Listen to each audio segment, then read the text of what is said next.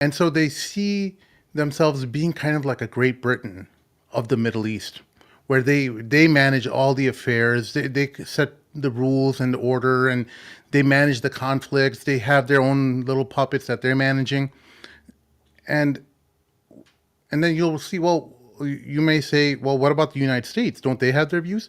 Well, the United States as well has those views, and they feel like they're going to be the ones doing it, and so there's a an alignment of interest, even among, let's just say, America First, and a true America First type of person, where he wants to see the best thing for America, irrespective of what Israel wants. They have a convergence of interests over here, where they both see each other managing all the affairs of the Middle East, and making sure that these states are very much divided, and their main obstacle to this is Iran, and having a divided Iran broken up into smaller segments is their ultimate goal, and this is how they envision their long-term future over the Middle East. How they'll be able to sell them weapons, and create little conflicts between each other. Have be the one who drew up the lines, like Sykes-Picot in the Middle East, redraw the lines in Iran, and create more conflicts and create disputed regions where you're going to have regional and ethnic, because Iran is filled with other ethnicities other than Persians, but there's also many other ethnicities, and they're going to cause conflict with each other, and create a minority representation over a majority representation, or majority population of a specific ethnic group. They're going to play all these games that we've known that the British have played throughout the colonial era, right? When you understand that, when that is your fundamental understanding, everything else will just make sense. Well, they're not. It's obvious they're not going to give up. They're not going to give up. They're going to start another round of problems, another reason to get involved again, even if this latest incursion fails. I doubt it's gonna be the last we'll see. You raise an excellent point about the way that Israel views itself in the Middle East, not just in terms of propaganda, presenting themselves as the bulwark of Western values. Obviously, for almost a century now, they have propagated this completely invented term of Judeo-Christian values. And so trying to tie themselves to the hip of Western civilization, because it's truly the only way that they can really expand their influence in the region. And now they have this mission, this objective to establish themselves as a regional hegemon. And, many people are arguing that they're in the process of trying to build what you can only describe as a Jewish empire on top of the American empire. And they do that by obtaining leverage.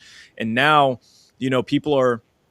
this is kind of what Marco Rubio tried to say. He essentially tried to throw the Zionists under the bus, saying, hey, look, we got into this war because we felt we had no other choice, because Israel decided to attack anyway. And of course, the response to that is, well, why wouldn't you just use your leverage over them and tell them, hey, if you do this, we're not going to back you? That would make Israel back down.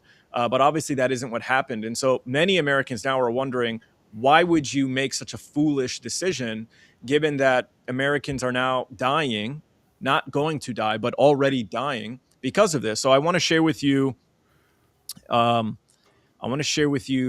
the audience this clip here. So just let me know that you can see it and hear it.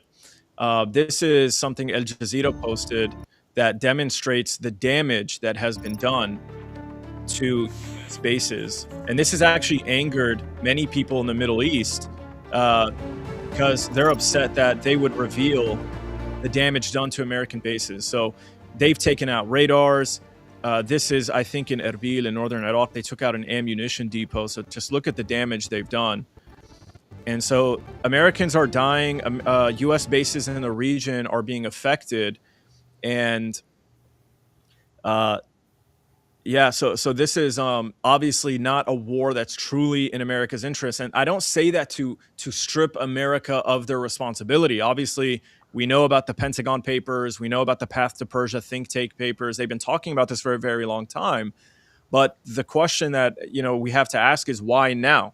Or why not cut a deal in a different way to obtain, to get what they want in the region. So, Yeah. what do you make of all of this? Yeah. So it's important to understand that it's not all about the Israeli interests. There are many people within the deep state of the United States, within the intelligence apparatus, the policymakers who want this to happen, irrespective of Israeli interests or whatnot. For them, using Israel as an excuse, the protection of Israel. We need to protect Israel from nuclear weapons and all its threats and stuff. That's the Trojan horse where that's hiding or concealing their true intentions over the Middle East. That's what they're hoping that will buy public empathy and support for, but they don't actually care about at least this part of the American intelligence or policymaker apparatus doesn't care about that. They could care less about Zionism. It's just a vehicle for them to use, or an excuse to use to insert itself into Middle Eastern affairs. So it goes both ways. America is using the Israelis, and the Israelis are using America. Does that make sense? And then there's this other middle area as well, where there's bought actors, like the Lindsey Grahams and all these other Zionist conservatives who are, card-carrying member Zionists, who, like Mike Huckabee, for example. He really, it seems like he really believes in the end times, and his policy and his feelings and attitudes towards Middle Eastern policy is framed through eschatology in the end times, and how things play out in the future is really how he wants American policy to come. So there's a few different layers of this happening, and it's causing people a little bit of confusion. But if you kind of parse through the Zionist interests, the American, just put aside the Zionist money influence and stuff, just strictly on what America wants, that one layer, and then there's this converging area, this kind of gray area where there's all these bought politicians within Congress and within the foreign policy institutes. Trust nothing.